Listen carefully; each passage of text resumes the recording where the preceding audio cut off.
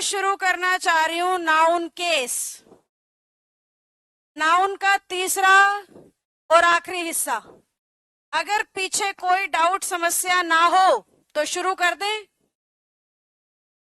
Noun verb link से question paper में ज्यादा आते हैं as compare to noun case.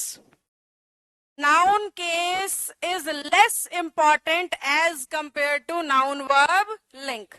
तो जिस भी बच्चे का नाउन वर्ब लिंक मिस हो गया है, आज क्लास में नया है, पहला दिन है, कल की क्लास छूट गई, कुछ भी कारण है पिछली, तो वो बच्चा वेटिकन ऐप से रिकॉर्डेड पक्का देख ले, क्योंकि नाउन वर्ब लिंक एग्जाम में आने की संभावना 99% है। अगर नाउन आएगा तो, नाउन आया ही नहीं तो बात अलग है। अगर नाउन का क्वेश्चन एग्जामिनर पूछेगा तो एसएससी का एग्जामिनर सबसे ज्यादा कहां से पूछेगा? नाउन वर्ब लिंक से। फिर मैं नाउन केस क्यों करा रही हूं? एमटीएस और जीडी काइंड ऑफ पेपर में एक आध बार नाउन केस से भी क्वेश्चन देखा गया है। एमटीएस और जीडी एसएससी के 10th बेस एग्जाम्स होते हैं, तो वहां पे एग्जामिनर हल्के क्वेश्चन पूछने की कोशिश करता है। तो नाउन का जो हल्का क्वेश्चन बनेगा ना, वो कहां से बनेगा? नाउन केस से। अब ये नाउन केस होता क्या है? नाउन का मतलब है किसी भी चीज का नाम। एक बार सारे बोलो। केस वो है जिसे आप हिंदी में कारक के नाम से पढ़ते थे। अगर भूल गए हो तो एक सॉन्ग भी याद कराते हैं स्कूल के टीचर, करता ने करम को करण से हेरे हरे स्वाहा। अब पूरा गाना तो नहीं गाएंगे हम, आपको थोड़ा थोड़ा याद दिलाना था, याद आ गया होगा। उसी को इंग्लिश में केस कहते हैं। केस इंग्लिश में मोर देन 80 है, 80 से ज्यादा केसेस इंग्लिश में आपको सिखाए, पढ़ाए और बताए जा सकते हैं। पर हमारा टॉपिक केस नहीं है, हमारा टॉपिक सिर्फ वो केसेस है जो किससे रिलेटेड हो। केस का टॉपिक नहीं है ना, हमारे टॉपिक का नाम तो है नाउन केस, यानी वो केसेस जो अपने आप को रिलेट करते हैं किससे? नाउन से। तो नाउन से रिलेट करने वाले इंग्लिश में 4 केस हैं। सबसे पहला सब्जेक्टिव केस, दूसरा पोजेसिव केस, चलो ऑब्जेक्टिव लिख देते हैं, सब्जेक्ट के साथ ऑब्जेक्ट ही ज्यादा सुंदर लगता है।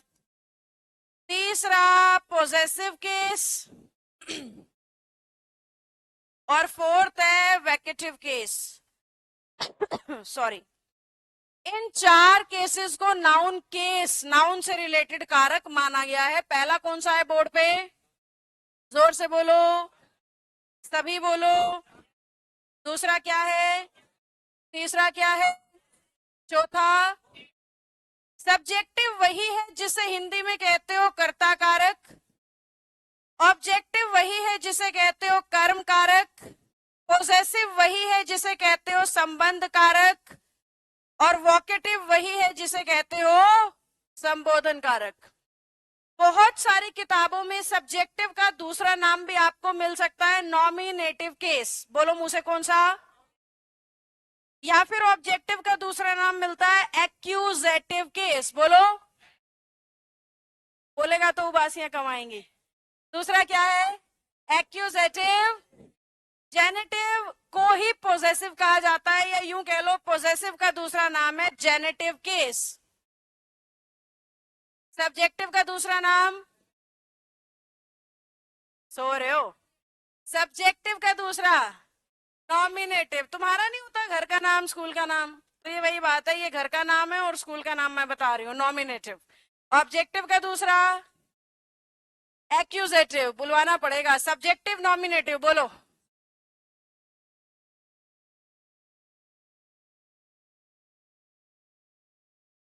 Objective accusative.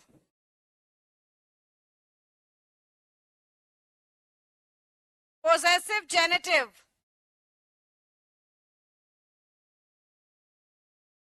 अब बताओ सब्जेक्टिव का दूसरा नाम नॉमिनेटिव, ऑब्जेक्टिव का दूसरा नाम, पोजेसिव का दूसरा नाम जेनेटिव, पोजेसिव का जेनेटिव, पोजेसिव का possessive, possessive, possessive, objective accusative, subjective nominative, possessive generative, possessive nominative, subjective accusative objective, generative. आप नोटिस करो मैंने वो वाले नाम तो लिखे पर ये सिर्फ वर्बली बोल रही हूँ, लिख नहीं रही बोर्ड पे, क्योंकि बहुत कम किताबों में मिलेगा नॉमिनेटिव, ज्यादातर जगह मिलेगा सब्जेक्टिव, बहुत कम किताबों में मिलेगा एक्यूजेटिव, ज्यादातर मिलेगा ऑब्जेक्टिव। तो ज्यादातर जो दिख रहा है वो मैं बोर्ड पे लिख चुकी, पर जो एक आधी बार दिखता है वो भी आपको पता होना चाहिए, नहीं तो बच्चा कंफ्यूज हो जाता है कि मैम ने तो 4 ही केस पढ़ाए थे, ये तो 7 हो गए, नॉमिनेटिव छठा हो गया, 5वां हो गया, एक्यूजेटिव को अगला मान लेते हैं, जेनेटिव को अगला मान लेते हैं। तो ये इन्हीं के दूसरे दूसरे नाम हैं। आपका एग्जामिनर अगर नाउन केस का क्वेश्चन बनाता है तो सारे के सारे क्वेश्चन कहां से बनते हैं? पोजेसिव से ना, यानी कि हमारे काम का ना तो सब्जेक्टिव है, हमारे काम का ना ऑब्जेक्टिव है, ना हमारे पेपर में वोकेटिव का एक भी क्वेश्चन आता है। हमारे जितने भी 100% क्वेश्चन नाउन केस के कहां से आते हैं? मैंने 99% नहीं बोला है, आई सेड 100% क्वेश्चन कहां से आएंगे? So we don't need them, हमें इनकी कोई जरूरत नहीं है। यानी डिटेल में हम कौन सा केस पढ़ रहे हैं? Possessive case. और इसका दूसरा नाम क्या था? हिंदी में इसे क्या कह रहे हैं? अगर आपको बचपन याद हो तो संबंध के साथ टीचर रटवाता था का के की, क्योंकि पोजेसिव केस का काम है पोजेशन या रिलेशन दिखाना। क्या? पोजेशन या पोजेशन या पोजेशन या पोजेशन दिखाओगे चाहे रिलेशन दिखाओगे, हिंदी में ना का के की ही आता है। आप कह रहे हो नेहा का भाई, रिलेशन दिखा रहे हो, का लग रहा है। नेहा का इंस्टीट्यूट, पोजेशन दिखा रहे हो तो भी का लग रहा है। अगर आपको पोजेशन और रिलेशन में डिफरेंस नहीं पता तो ध्यान से सुनो। पोजेशन होता है नॉन लिविंग थिंग्स पे और रिलेशन होता है लिविंग थिंग्स पे। सजीव लोगों के साथ संबंध दिखाते हैं और निर्जीव पे अधिकार। अगर सजीव पे अधिकार दिखाने लग गए यानी तुमने उसे निर्जीव मान लिया, वहां पे तुम्हारा रिलेशन खराब होना शुरू हो जाएगा। ये मैं तुम्हारी उम्र के बच्चों को सलाह दे रही हूं। पोजेशन करने लगते हो तुम रिलेशन में, तुम्हारी समझदारी का घाटा है यहाँ पे। रिलेशन एक अलग चीज है, पोजेशन एक अलग चीज है। पोजेशन से दूर रहना तो रिलेशन तुम्हारा लंबा चलेगा, पोजेशन के साथ फंस गए खत्म हो तुम। ठीक है, अब वापस आ जाते हैं अपने काम पे। तो पोजेशन और रिलेशन को हिंदी में काके की से दिखा देते हैं, लेकिन इंग्लिश में ना इसको दिखाने के 2 तरीके होते हैं, इसीलिए इंग्लिश कंफ्यूज करती है। एक तो काके की इंग्लिश होती है ऑफ, और दूसरी काके की इंग्लिश होती है एपोस्ट्रॉफी। ये जो मैंने साइन लगाया है ना, इसको कहते हैं एपोस्ट्रॉफी। क्या कहते हैं? और उसके साथ क्या आ गया? एस। इसका हिंदी मीनिंग होता है काके की, और ऑफ का भी हिंदी मीनिंग होता है काके की। अब ध्यान से सुनना मेरी अगली बात। तुम्हारा एग्जामिनर सारे क्वेश्चन एपोस्ट्रॉफी एस से पूछता है, एक भी क्वेश्चन ऑफ से नहीं पूछता। क्यों? क्योंकि एपोस्ट्रॉफी एस को यूज करने के कुछ रूल्स हैं। ऑफ को कहीं भी लगाया जा सकता है इसके हिंदी मीनिंग के सेंस में, मतलब जहां भी काके की चाहिए ऑफ सही है। कोई नियम ही नहीं है, कोई जगह ही नहीं है जहां पे ऑफ गलत हो। और हमारे एग्जामिनर को तो गलत लिखना है, एरर बनाना है ना, और हमें उसे सही करना है। तो एरर बनाने के लिए ऑफ का यूज हो नहीं पाता, इसलिए तुम्हारे सारे एरर किसके आसपास घूमते हैं? एपोस्ट्रॉफी एस के। तो बेसिकली नाउन केस का मतलब तुम्हारे लिए है uses of apostrophe S. Noun case का मतलब तुम सबके लिए क्या है? Uses of apostrophe S. मैं ये लाइन बिल्कुल शुरू में भी बोल सकती थी, नाउन केस यानी यूजेस ऑफ एपोस्ट्रॉफी एस, पर मैंने तुम्हारा बेस बनाने की कोशिश की है कि एपोस्ट्रॉफी एस आया कहां से, एपोस्ट्रॉफी एस होता क्या है, काम क्या करता है, और एपोस्ट्रॉफी का सेंस कौन कौन देते हैं, इसका हिंदी मीनिंग क्या होता है। ये सब सवालों के जवाब मैंने तुम्हारे एक्सप्लेनेशन में देने की कोशिश की है। बेसिकली तुमने सीखना इतना ही है, कहां पे काके की के लिए एपोस्ट्रॉफी एस लगेगा और कहां पे नहीं लगेगा, ये हमारा टॉपिक है। समझ में आ गई बात? जितना भी बोर्ड पे है सारा पूछूंगी, पर इरेज होने के बाद। क्या टॉपिक शुरू किया? जोर से। जो बोलता हुआ नहीं दिखेगा उससे इंडिविजुअली पूछूंगी, मतलब इंडिविजुअली यानी उसके ऊपर हमला किया जाएगा। नाउन केस वाले सब्र कर ले, मेरी भी सुन ले। तो क्या टॉपिक चल रहा है? कितने होते हैं नाउन केस, और केस कितने हो सकते हैं? More than 80। अभी तो बताया था केस इंग्लिश में 80 से ज्यादा, पर अपने को तो नाउन से संबंधित पढ़ने हैं। वो कितने हैं? पहले का नाम दूसरा, तीसरा, चौथा। पोजेसिव का दूसरा नाम क्या था? जेनेटिव। सब्जेक्टिव का दूसरा नाम? ऑब्जेक्टिव का दूसरा नाम? ऑब्जेक्टिव को हिंदी में क्या कहते हैं? ऑब्जेक्टिव को कर्ता, कर्म कारक। सब्जेक्टिव को कर्ता कारक। पोजेसिव को संबंध कारक। और वैकेटिव को हम डिटेल में कौन सा पढ़ रहे हैं? क्यों? पेपर में यही आता है। अपने को तो पेपर पास करना, इंग्लिश थोड़ी सीखनी है। पेपर में क्या आता है? पोजेसिव केस आता है, तो हम तो पोजेसिव पढ़ेंगे बस। पोजेसिव केस की हिंदी क्या होती है? संबंध कारक। दिखाते कैसे हैं इसको? का के की से। का के की कितनी इंग्लिश है? पहली, दूसरी। हमें क्या सीखना है? क्यों? पेपर में आ रहा है। हमें एपोस्ट्रोफी एस क्यों सीखना है? क्योंकि सारे क्वेश्चन किसके आ रहे हैं? एपोस्ट्रोफी एस के। यहां से मैं टॉपिक शुरू कर रही हूं, अब तक बेसिक पढ़ा रही थी। अगर बेसिक क्लियर हो गया हो तो मैं जरा नियमों का गाना सुनाना शुरू करूं। करें? सब तैयार? 100%? उबासी बॉय तैयार? क्या नाम? अंकुर। वही उसी बेंच पे क्यों बैठते हो रोज? यहाँ बैठना पसंद क्यों नहीं करते आगे? भागना आसान होता है। अच्छा, बंक नहीं मारते किसी भी क्लास में? चलो ये अच्छी बात है। हमारी सबसे बड़ी बुराई इरेग्युलरिटी है। हमारा नौकरी लगने का सबसे बड़ा कारण रेगुलरिटी होता है। अगर आप इरेग्युलर हो, आप सफल होगे ही नहीं। आप क्या, कोई भी इरेग्युलर है अपने काम में, प्रोफेशन में, वो सफल होगा ही नहीं। हफ्ते में मेरी आपके बैच में 3 क्लास होती है, मैं एक लेने लग जाऊं, कभी 2 ले लूं, कभी 3 ले लूं, कभी एक भी ना लूं, तो मैं क्या हो गई? इरेग्युलर। तुम्हें आएगा गुस्सा। 3 थी, वो भी पूरी निकली जानती हैं। तुम्हें भी क्या आएगा? गुस्सा। तो वैसा ही गुस्सा होने का हमारा भी हक है, जो बच्चा क्या करे? ज्यादा छुट्टियां करे। देखो, हफ्ते में एक छुट्टी घर वालों का इधर उधर कुछ हो गया, ठीक है, लेकिन जो आए दिन बंक पे रहे, उस बच्चे को कोई बीमारी है और उसको पक्का इलाज करवाना चाहिए, या फिर उसे करियर की जरूरत नहीं है, या वो किले बेच के खाना चाहता है।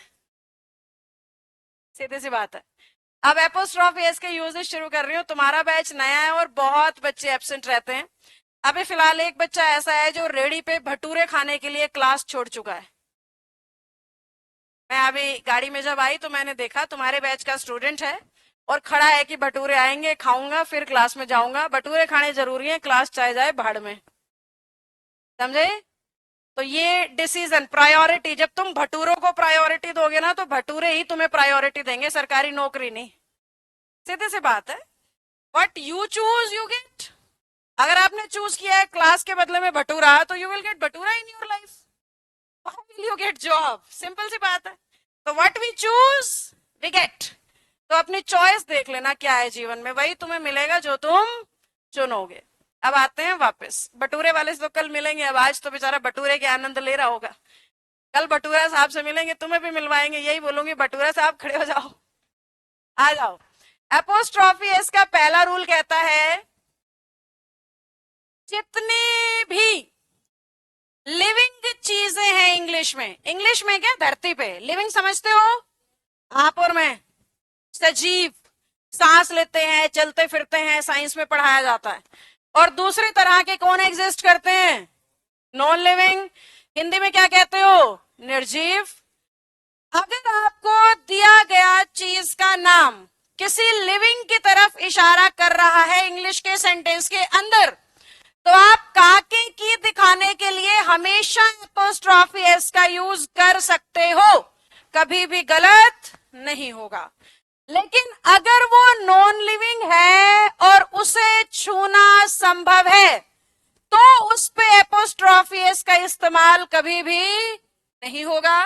पर अगर वो चीज नॉन लिविंग अनटचेबल है, अनटचेबल यानी जिसे छू नहीं सकते, तो उस पे एपोस्ट्रोफी एस लगाया जा सकता है।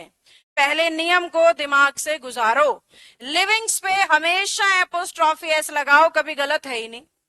Non living touchable, lecture stand कैसा है? Non living touchable. माइक कैसा है? Non living touchable. पेन कैसा है? नॉन लिविंग ऐसे जितने भी ऑब्जेक्ट हैं जो निर्जीव हैं और छुए जा सकते हैं, तो उन पे कभी भी एपोस्ट्रोफी एस का इस्तेमाल नहीं कर सकते आप। जैसे कि मैं कहूं, मैंने कहा रेखाज पेन और एक मैंने कहा पेन्स इंक। आपके हिसाब से कौन सा सही कौन सा गलत? पहला सही, दूसरा एक बच्चा कह रहा है दोनों सही हैं, एक बच्चे को लग रहा है दोनों सही हैं, किसी मुझे आवाज आई है, पता नहीं इधर से कौन है, आप में से किसी को लग रहा है दोनों सही हैं, किसी को नीचे वाला सही लग रहा है, एक दो बच्चों को लग रहा है, किसी को ऊपर वाला गलत लग रहा है, एक दो बच्चों को लग रहा है। चलो, जिन बच्चों को ऊपर वाला गलत लग रहा है वो किस नजरिए से रूल को देख रहे हैं, ध्यान से सुनना, और यही कंफ्यूजन है। वो ये देख रहे हैं कि पेन पे अधिकार दिखा रहे हैं, किस पे?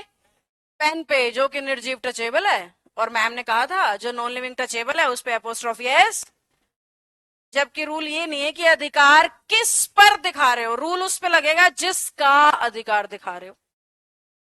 रूल किस पे लगेगा? जिसका अधिकार। किसका है पेन पे?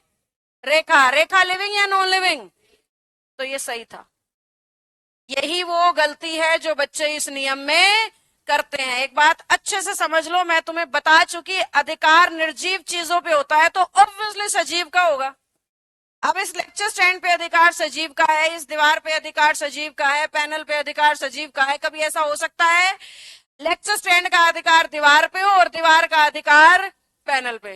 क्या ये क्लेम कर सकते हैं? है कुछ ऐसा प्रावधान? नहीं। तो अगर किसी निर्जीव चीज पे अधिकार है तो कॉमन सेंस की बात है किसका होगा? सजीव का। तो लिविंग पे एपोस्ट्रोफी एस लगाया जा सकता है, पहला बिल्कुल सही है। बच्चे इस सेम रूल को दूसरे एंगल से देखना शुरू कर देते हैं, नॉन लिविंग टचेबल है यानी एपोस्ट्रोफी गलत। इसको देखो ना, जिस शब्द पे एपोस्ट्रोफी लगा है रूल उसी पे लगेगा। जिस शब्द पे एपोस्ट्रोफी एस बैठा है नियम उसी शब्द पे लगेगा। तो यहां नियम किस पे लगना चाहिए? रेखा पे, और रेखा का एपोस्ट्रोफी एस बिल्कुल सही था। यानी अगर मैं कहती हूं रेखाज पेन तो इसमें कोई गलती नहीं है। अब यहां एपोस्ट्रोफी किस पे है? सजीव के निर्जीव? छू सकते हो या नहीं? तो एपोस्ट्रोफी एस की कोई जरूरत ही, ये पक्का गलत है। अब जब कोई ऐसा केस आ जाए कि नॉन लिविंग टचेबल है और अपने को एपोस्ट्रोफी एस नहीं लगाना, तो सही कैसे करेंगे? ध्यान से देखना, ऑफ लगा के। ऑफ और एपोस्ट्रोफी आपस में उल्टे होते हैं, नोटिस कर पा रहे हो? एपोस्ट्रोफी के केस में था पेन्स इंक, ऑफ लगाते ही क्या हो गया? इंक ऑफ, यानी पलट गए आपस में दोनों। नोटिस कर पा रहे हैं? जहां भी इंग्लिश में एपोस्ट्रोफी एस गलत होगा हर उस जगह ऑफ सही होगा, क्योंकि थोड़ी देर पहले कहा था दोनों बिल्कुल बराबर हैं, और ऑफ तो हर जगह सही है, उसका कोई नियम है ही नहीं। जहां जरूरत पड़ेगी लगा सकते हो बिना किसी डाउट, बिना किसी नियम के। अब यहाँ एपोस्ट्रोफी गलत है पर ऑफ तो बिल्कुल सही है। दो बातें समझ आई? लिविंग्स पे एपोस्ट्रोफी एस सही, नॉन लिविंग टचेबल पे एपोस्ट्रोफी एस गलत। पर क्या कही तीसरी बात? नॉन लिविंग अनटचेबल पर एपोस्ट्रोफी एस बिल्कुल। अब नॉन लिविंग अनटचेबल क्या होते हैं? आपके इमोशन, आपका गुस्सा कोई छू सकता है? प्यार, नफरत, छोड़ो सब कुछ, साइंस पे आते हैं। ऑक्सीजन इस कमरे में है ना, छुओ। कार्बन डाइऑक्साइड हम छोड़ रहे हैं ना, छुओ। पता है कहां से निकल रही है? पकड़ के दिखाओ। नॉन लिविंग है पर अनटचेबल। एयर, इस कमरे में एयर प्रेजेंट है, उस एयर में ये तो है डस्ट पार्टिकल, ये और वो, तभी तो हम ब्रीथ इन ब्रीथ आउट कर पा रहे हैं। तो एयर कैसा है? निर्जीव है पर छुआ नहीं जा सकता। क्लाउड्स निर्जीव है, छुए। स्काई निर्जीव है, छुआ।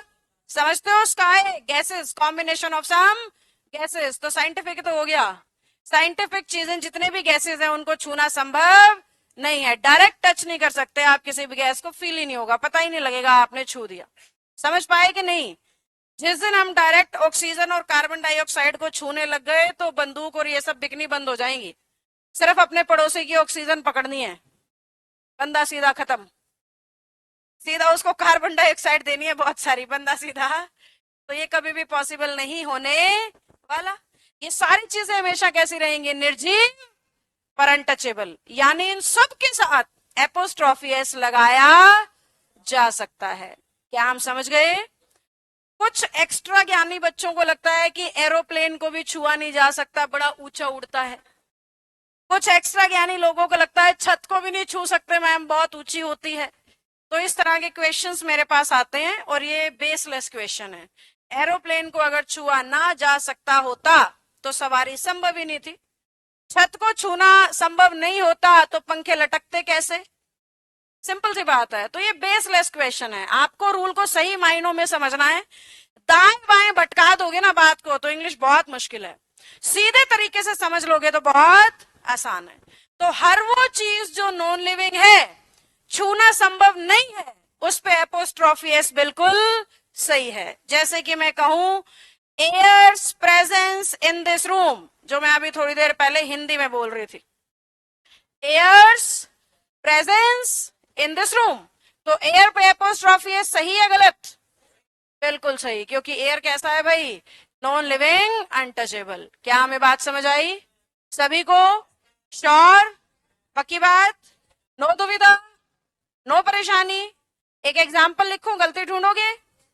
ओके। किसी एक आधे बच्चे से पूछूंगी, सबने एक साथ नहीं बोलना है, ठीक है? किसी एक पे हमला किया जाएगा। दे वर वेटिंग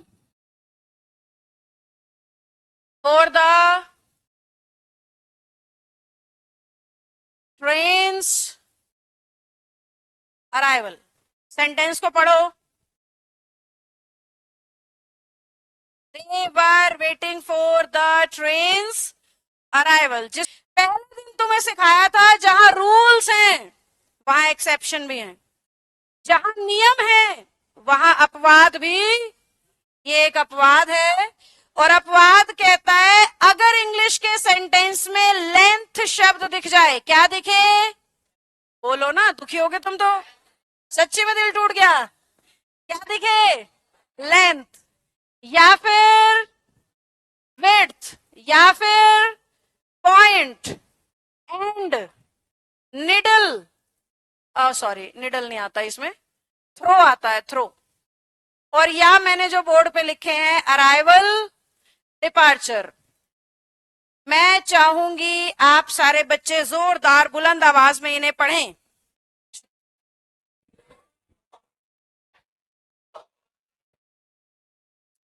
बड़ी जल्दी पढ़ दिया, एक बार और।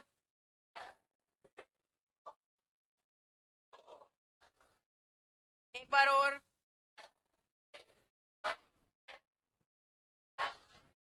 मैंने इनमें से क्या यूज कर रखा है? ये सारे शब्द कहते हैं हमसे बिल्कुल पहले जो नाउन आएगा। क्या कह रहे हैं? हमसे बिल्कुल पहले जो नाउन आएगा, ध्यान से सुन लेना। चाहे वो लिविंग हो, चाहे वो नॉन लिविंग हो, छू सकते हो, नहीं छू सकते, कोई फर्क नहीं पड़ेगा। हर सूरत में हमें एपोस्ट्रोफी एस, अगर आपने नहीं लगाया तो गलत है। उस क्वेश्चन में क्या दिख रहा है तुम्हें? अराइवल। अराइवल क्या कह रहा है? ट्रेन भले ही नॉन लिविंग टचेबल हो, पर अराइवल की वजह से मुझे इस पे क्या चाहिए?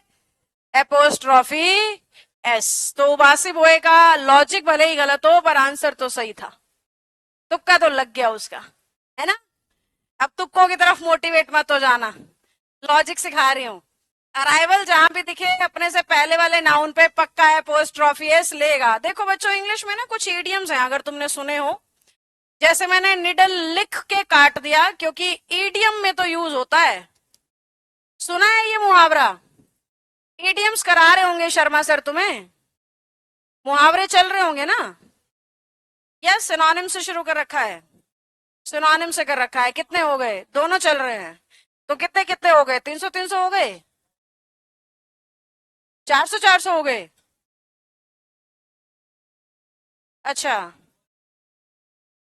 अच्छा, तुम सुनाते नहीं हो क्या? जचती तो नहीं मेरे। मतलब बैच की स्पीड स्लो है, जो तुम बता रहे हो उसके हिसाब से काफी कम हुए हैं। तो कोशिश करो स्पीड बढ़ाओ अपनी, ज्यादा करो, क्योंकि वो कैब तो अनलिमिटेड है। ग्रामर के तो 15 ही टॉपिक हैं, कोई जाएंगे। वो कैब अनलिमिटेड है, ज्यादा से ज्यादा करने की कोशिश करनी चाहिए तुम्हें। अब आ जाओ वापस। निडल्स पॉइंट एक मुहावरा है जिसका मतलब होता है छोटी सोच, संकरी सोच। सुई की नोक जितनी छोटी सोच, निडल सुई होती है और पॉइंट उसकी नोक होती है। निडल्स पॉइंट, जो इतना छोटा सोचे जैसे सुई की नोक। एक और इडियम होता है इंग्लिश में, एट अ स्टोन्स थ्रो। पढ़ना, यहां तो पॉइंट की वजह से निडल पे अपोस्ट्रोफी एस है, यहां थ्रो की वजह से स्टोन पे अपोस्ट्रोफी एस है। नोटिस करो, निडल भी नॉन लिविंग टचेबल था और स्टोन भी नॉन लिविंग टचेबल है, फिर भी क्या लग रहा है, अपोस्ट्रोफी। क्यों? एक्सेप्शन है। एट अ स्टोन्स थ्रो का मतलब होता है पत्थर फेंकने जितनी दूरी पर। क्या होता है? पत्थर फेंकने जितनी दूरी पर। सपोज यहां से मैं ऐसे पूरा हाथ घुमा घुमा के पत्थर फेंकू तो कहां जाके गिरेगा? दिल्ली, पाकिस्तान, अमेरिका अमरुका चला जाएगा क्या? यहीं गिर जाएगा। क्या पता तुम में से ही किसी के सर पे भी गिर जाए, ऐसा ही होगा। तो पत्थर फेंकने जितनी दूरी यानी बहुत पास, पत्थर फेंकने जितनी दूरी यानी बहुत पास। आप कह रहे हो भाई उसका घर तो पत्थर फेंकने जितनी दूरी पे है, यानी बहुत पास है। His house is very near को कहेंगे एट अ स्टोन्स थ्रो। ये है इडियम का मतलब। पर ग्रामर क्या है भाई? स्टोन पे लग रहा है। ग्रामर क्या है? निडल पे लग रहा है। ग्रामर क्या है? ट्रेन पे लग रहा है। किस वजह से लग रहा है इन सब पे? पॉइंट की वजह से, थ्रो की वजह से, अराइवल की वजह से। एक इडियम और होता है अगर तुमने सुना हो, विट्स एंड। सुना है? विट होती है बुद्धि, विट क्या है? बुद्धि, और एंड होता है दी एंड वाला, अंत, बुद्धि का अंत। यूं नहीं कहते यार दिमाग हैंग हो गया है, दिमाग कंफ्यूज हो गया है, अब समझ नहीं आ रहा क्या करूं, पढ़ पढ़ के चल गया है। तो ये सब सेंसेस में आता है विट्स एंड।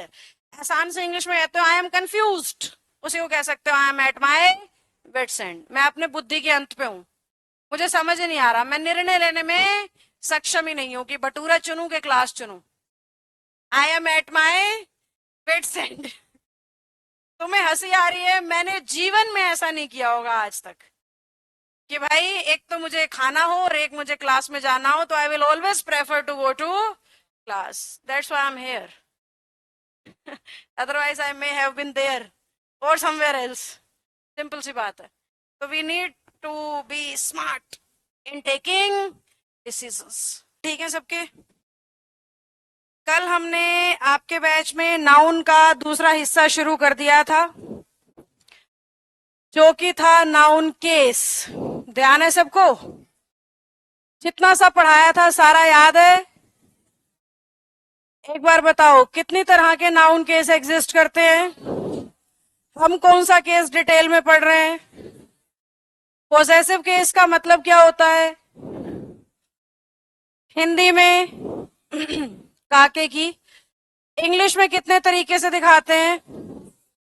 हम कौन सा नहीं पढ़ने वाले, हम फोकस किस पे कर रहे हैं? तो बेसिकली नाउन केस में हम किसके रूल सीख रहे हैं? एपोस्ट्रॉफी एस के। अगर कोई नया बच्चा है आज भी ध्यान से सुनेगा तो समझ में आ जाएगा।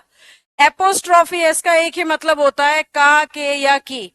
जहां भी हिंदी में हमें का, के, की चाहिए हम ऑफ भी लगा सकते हैं और एपोस्ट्रॉफी एस भी। ऑफ को कहीं भी यूज किया जा सकता है, there are no certain rules for that, लेकिन एपोस्ट्रॉफी एस को यूज करने के कुछ फिक्स नियम हैं और हम उन नियमों को सीख रहे हैं जिसके अनुसार एपोस्ट्रॉफी एस को सही या गलत माना जाता है आपके एग्जाम के अंदर। कल पहला रूल आपको सिखा दिया था, किसी भी लिविंग के साथ एपोस्ट्रॉफी एस पॉसिबल है, लेकिन अगर नॉन लिविंग टचेबल हो तो एपोस्ट्रॉफी एस पॉसिबल। अगर नॉन लिविंग अनटचेबल है तो फिर से एपोस्ट्रॉफी एस लगाया जा फिर इसके कुछ एक्सेप्शंस थे, अराइवल, डिपार्चर, एज, लेंथ, याद है सारे? उन सब के साथ एपोस्ट्रोफी एस पक्का लगता है, चाहे आपको दिया गया सब्जेक्ट लिविंग हो, चाहे आपको दिया गया सब्जेक्ट नॉन लिविंग हो। ये सारी कल की क्लास थी, इसलिए मैंने क्विकली रिवाइज करवा दिया। आज हम जो रूल सीखेंगे उस नियम के लिए आपको सिंगुलर और प्लूरल करना आना चाहिए। जैसे कि अगर हमें इंग्लिश में गर्ल लिख के दे रखा है और हमें इसका प्लूरल करना है तो कैसे होगा? अगर बॉय लिख के दे रखा है और मुझे प्लूरल करना है तो कैसे करूं? अगर मैन लिख के दे रखा है और हमें प्लूरल करना है तो? अगर चाइल्ड लिख के दिया है और मुझे प्लूरल करना है तो? ये हमारा आज की क्लास का पहला नया रूल है। अब ध्यान से मेरी बात सुननी है। ये नियम सिंगुलर नाउन्स पे एप्लीकेबल नहीं है, यानी लेफ्ट में जो नाउन है उस पे नियम नहीं लगाना। नियम कहां लगेगा? जो इनका प्लूरल फॉर्म है। अगर आप नोटिस कर पा रहे हो तो नाउन को प्लूरल करने के बाद एक केस तो ये बन रहा है कि एस से खत्म हो रहा है प्लूरल होने के बाद, और दूसरा केस ये बन रहा है कि एस से खत्म नहीं हो रहा है। किसी भी नाउन को जब इंग्लिश में प्लूरल किया जाता है, या तो उसकी एंडिंग एस से हो रही होगी या उसकी एंडिंग एस से नहीं हो रही होगी। ये आपको पहचानना होगा सेंटेंस के अंदर कि नाउन सिंगुलर है या प्लूरल। सिंगुलर है तो ये नियम अप्लाई नहीं करना, प्लूरल है तो ये नियम अप्लाई करना है। अब नियम क्या कह रहा है? अगर आपका नाउन पहले से एस से खत्म हो रहा है और आप उस पे का के की दिखाना चाहते हो तो आपको सिर्फ एपोस्ट्रॉफी का साइन लगाना है, इसके पीछे दोबारा एस लगाने की जरूरत। लेकिन अगर नाउन प्लूरल है और एस से खत्म भी नहीं हो रहा तो उस सूरत में आपको एपोस्ट्रॉफी भी लेना है और एस भी, एपोस्ट्रॉफी भी लेना है और एस भी। जैसे कि मैं लिखूं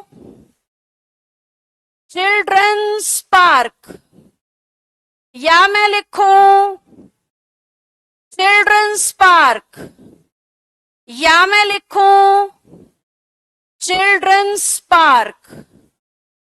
कौन सा सही है तीनों में से? ये आएगा आपके पेपर में। एग्जामिनर किसी क्वेश्चन में ऊपर वाले स्टाइल में लिख देगा, किसी क्वेश्चन में नीचे वाले स्टाइल में लिख देगा। बच्चे को ये पता होना चाहिए चाइल्ड का प्लूरल ही चिल्ड्रन होता है, उस पे एस लगाने की कोई जरूरत नहीं होती। बच्चे को पता होना चाहिए चिल्ड्रन का प्लूरल है तो एस लगकर तो होगा ही नहीं, सीधा सीधा चिल्ड्रन होगा, उस पे एपोस्ट्रॉफी एस होगा। अब आगे पार्क लिख लो, स्कूल लिख लो, म्यूजियम लिख लो, कुछ भी लिख लो, सब बराबर है। बस पता ये होना चाहिए कि नाउन एस से खत्म होगा तो सिर्फ एपोस्ट्रॉफी, एस से खत्म नहीं होगा तो एपोस्ट्रॉफी भी और एस भी। अर्थ इसका का के की ही रहेगा। जैसे कि मैं कहूं बॉयज स्कूल, जैसे कि मैं कहूं बॉयज स्कूल, जैसे कि मैं कहूं बॉयज स्कूल। कौन सा सही? बस यही करना है पेपर में। वो किसी भी तरीके से दाएं बाएं घुमा के गलत लिखने की कोशिश करेगा, आपको सही पता होना चाहिए कि अगर स्कूल है तो बहुत सारे लड़कों का होगा। अब बहुत सारे लड़के कहना है तो लड़के का क्या होना चाहिए? प्लूरल। प्लूरल अगर एस से खत्म हो रहा है तो हम सिर्फ किसको यूज करेंगे? एपोस्ट्रॉफी को। क्या हमें समझ में आ रही है बात सभी को? ये नियम है, पर जहां जहां नियम इंग्लिश में एग्जिस्ट करते हैं वहीं उनके एक्सेप्शंस भी हैं। तो इस रूल के एक्सेप्शन में कुछ शब्द हैं, जैसे कि जस्टिस, जैसे कि जीसस, जैसे कि कॉन्शियस, जैसे कि हरक्यूलिस। आपको रूल बुक में मिल जाएंगे। Goodness, happiness, Archimedes, Pythagoras, Socrates, सब इसी में आते हैं। ये सारे शब्दों को ग्रामर में हिसिंग साउंड गिविंग वर्ड्स कहा जाता है। क्या कह रहे हैं? बोलना एक बार, जोर से बोलना। हिसिंग साउंड का मतलब जहां से हिस की आवाज आए, और हिस होती है स्नेक के साउंड। जैसे कहा जाता है बर्ड्स चर्पिंग, चर्प करते हैं, वैसे ही स्नेक हिस साउंड प्रोड्यूस करता है। हिस साउंड का मतलब होता है एक लंबा सा स। अब क्यों, हाँ बस सपेरो रुक जाओ। जब आप इन शब्दों को पढ़ोगे ना अपने आप से आएगा, जबरदस्ती करने की जरूरत नहीं है। अपने आप नेचुरली पढ़ के देखो, जीसस अपने आप साउंड बाहर आएगी, जस्टिस अपने आप साउंड बाहर आएगी, आर्टिफिशियली क्रिएट करने की जरूरत नहीं है। और ऐसे इंग्लिश में लाखों शब्द हैं, पर हमें वो शब्द पढ़ने होते हैं जो कभी एग्जाम में या किसी कॉम्पिटिटिव किताब में तुम्हें दिखाई देंगे। तो ऐसे 8-10 शब्द हैं, जिसमें से कुछ बोर्ड पे लिख दिए, कुछ बुक में आप चेक कर लेना। ये सारे वर्ड्स को हिसिंग साउंड माना गया है, और ये सारे सिंगुलर हैं। सिंगुलर होने के बावजूद भी इन पे पोजेशन दिखाने के लिए सिर्फ किसका यूज होता है? एपोस्ट्रॉफी का। पीछे एस का इस्तेमाल नहीं किया जाता, जबकि ये सारे सिंगुलर हैं। अभी नियम क्या था? प्लूरल नाउन हो, एस से खत्म होता हो तो एपोस्ट्रॉफी आएगा। अब क्या कह रही हूं? सिंगुलर हैं, फिर भी सिर्फ क्या आएगा? एपोस्ट्रॉफी। क्यों? क्योंकि ये सारे शब्द हिसिंग साउंड है। हिसिंग साउंड का मतलब अपने आप में एक स का साउंड, और स को ही तो इंग्लिश में एस कहते हैं। तो इंग्लिश मान रही है भाई, जब इनमें अपने आप में ही छुपा हुआ एस है तो दोबारा एस लगाने की जरूरत नहीं है। सिर्फ किससे काम चला लो? एपोस्ट्रॉफी से। चलिए, यहां तक सबको ठीक समझ आ गया है? श्योर हो? पहला रूल क्या था? नाउन का प्लूरल होने पर अगर एस से खत्म हो रहा है तो क्या करोगे? एस से खत्म नहीं हो रहा है तो, और अगर वो नाउन इन एक्सेप्शन, कोई एक आधा एक्सेप्शन बोलना, क्या थे बोर्ड पे? काफी सारे याद है तुम्हें, तो मैं तो एक आधे की उम्मीद कर रही थी, 4-5 बता दिए। ये सारे किस तरह के शब्द माने गए हैं? हिसिंग का मतलब एक लंबा सा स का साउंड, जिस वजह से इन पे एस लगाने की जरूरत, सिर्फ किससे काम चल जाएगा? यहां तक सबको क्लियर? चलिए आगे बढ़ते हैं। अगला नियम कह रहा है, अगर इंग्लिश के सेंटेंस में इनमें से कोई भी शब्द यूज करोगे, my, our, your, his, her, their, या फिर इनका प्रोनाउन फॉर्म होता है mine, ours, yours, his, hers, theirs. एक बार सारे बच्चे इन सभी शब्दों को जोर से पढ़ेंगे।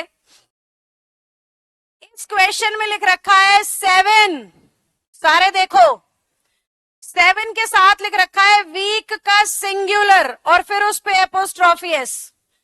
अगर 7 लिखा है तो वीक का प्लूरल होना चाहिए, और जब प्लूरल एस से खत्म होता है तो सिर्फ, ये गलत ये सही।